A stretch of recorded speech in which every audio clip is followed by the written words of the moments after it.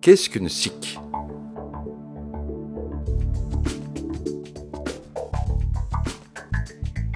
Quand on achète des actions de SIC, on place son argent en bourse pour investir dans l'immobilier.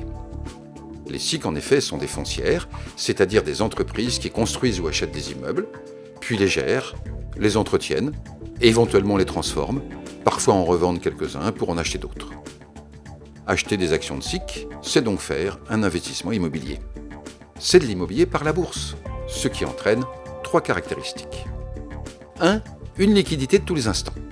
C'est l'avantage de la cotation, on peut entrer ou sortir quand on veut. 2.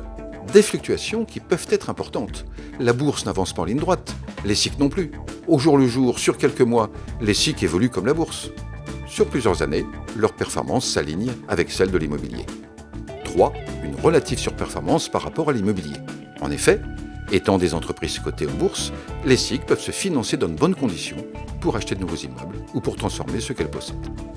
Mais une SIC n'est pas seulement une foncière, c'est une foncière avec transparence fiscale. Autrement dit, l'entreprise ne paie pas d'impôt sur les sociétés avant de distribuer le dividende qui, lui, est imposé normalement. Voilà qui intéresse énormément les actionnaires pour 2 raisons. La première, la SIC peut revendre des immeubles sans payer d'impôt sur le plus-value. Elle n'hésite donc pas à vendre si c'est une bonne décision. C'est un atout pour le dynamisme de la gestion, donc pour la performance.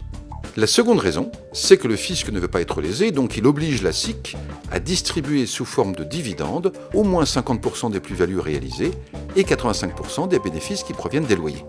La transparence fiscale n'est ni un avantage ni un inconvénient, puisque l'impôt est finalement payé. Mais sa conséquence est un dividende élevé. Et que se passe-t-il quand une entreprise dynamique distribue l'essentiel de ses résultats ?